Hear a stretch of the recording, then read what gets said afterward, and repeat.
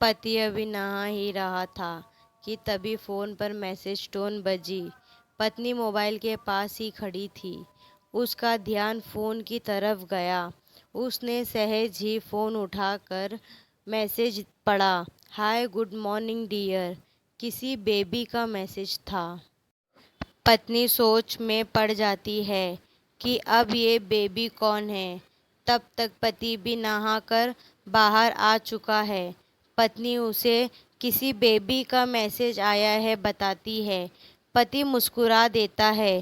Phone उठाकर उस message का रिप्लाई भी करता है। Hi baby, how are you, और अपने काम में लग जाता है। इस रिप्लाई को भी पढ़ती है। अब हर पल पत्नी के दिमाग में यही विचार कौंधता रहता है कि ये बेबी कौन है। शाम को पति घर आता है। पत्नी उससे पूछती है, ये बेबी कौन है। पति जवाब में सिर्फ मुस्कुरा देता है और फिर से अपने काम में लग जाता है। 2-3 दिन बीत जाते हैं। उन विचारों ने अभी तक पत्नी का पीछा नहीं छोड़ा था और फिर इसे पति के मोबाइल पर फिर एक बार बेबी का मैसेज आता है। आज तो मिलोगे कि नहीं, तुम्हारी बहुत याद आ रही है। इस मैसेज ने आग में घी का काम किया। पत्नी का शक और भी ज़्यादा पक्का हो गया। बीच बीच में ऐसे मैसेजेस का आदान प्रदान होता रहता और पत्नी के मन में शक की जड़ें और गहरी होती गई। पत्नी पति पूछने पर भी जवाब में सिर्फ मुस्कुराहट के और कुछ नहीं कहता।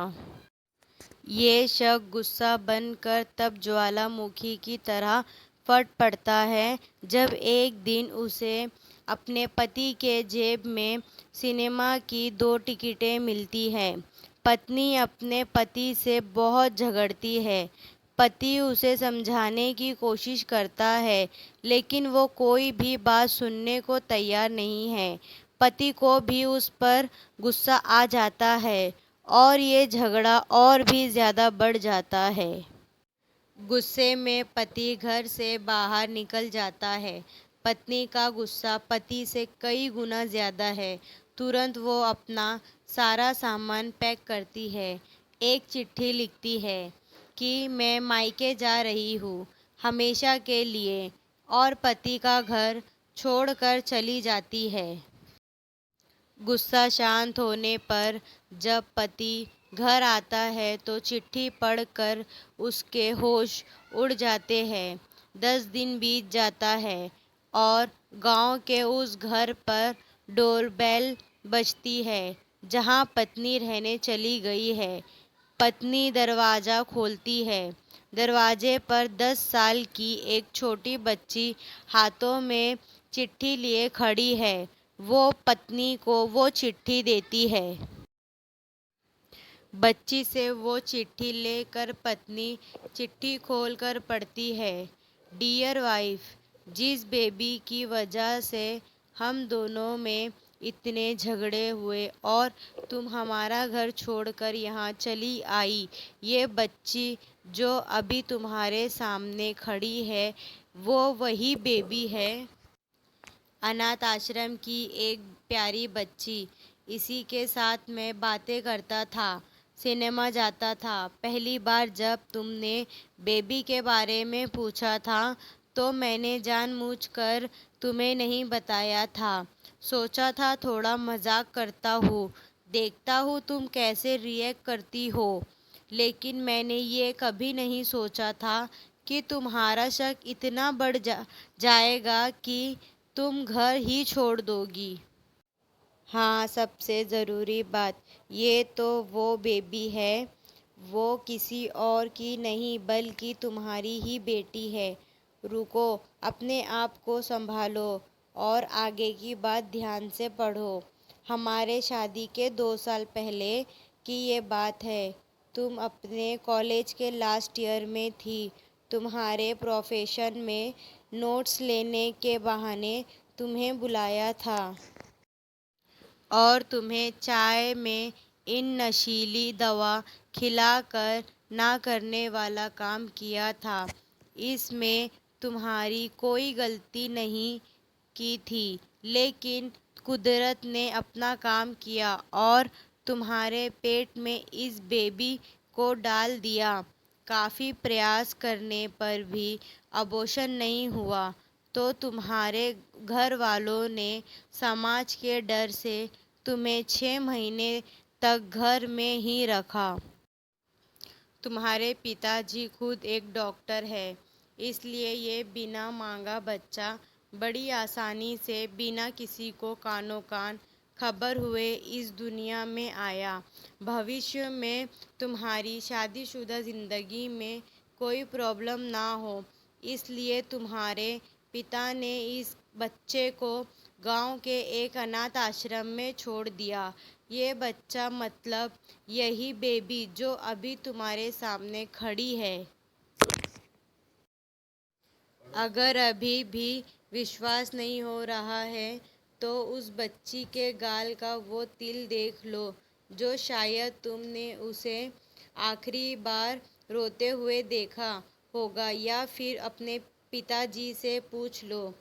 पत्नी जल्दी से उस बच्ची को पास में लेकर उसके गालों का तिल देखती है। उसका मन भर आता है, उसकी आंखों में आंसू आ जाता है, लेकिन अभी भी चिट्ठी बाकी है, इसलिए वो आगे बढ़ती है। मुझे पता है अभी भी तुम्हारे मन में ये सवाल उठ रहा होगा कि ये सब मुझे कैसे पता।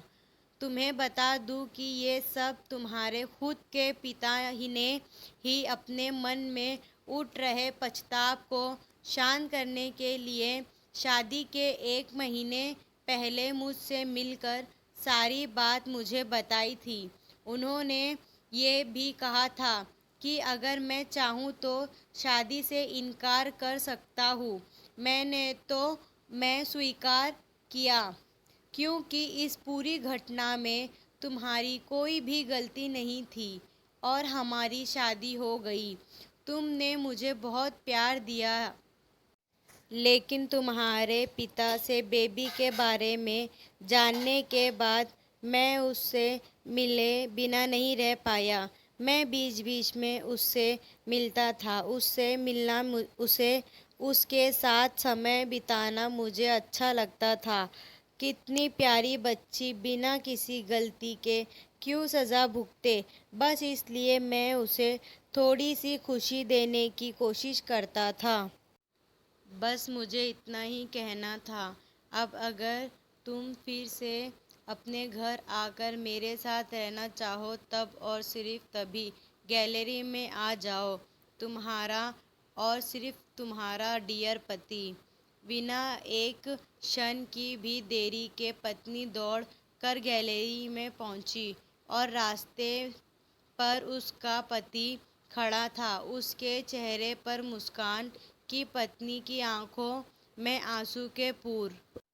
कारण कुछ भी हो, अपने दोनों के बीच में कभी भी शक को थोड़ी सी भी जगह मत दो, क्योंकि दुनिया में हर बीमारी का इलाज है, लेकिन शक नाम की बीमारी का कोई इलाज नहीं है। मन शांत रखो, जो भी मन में आए एक दूसरे को बताओ।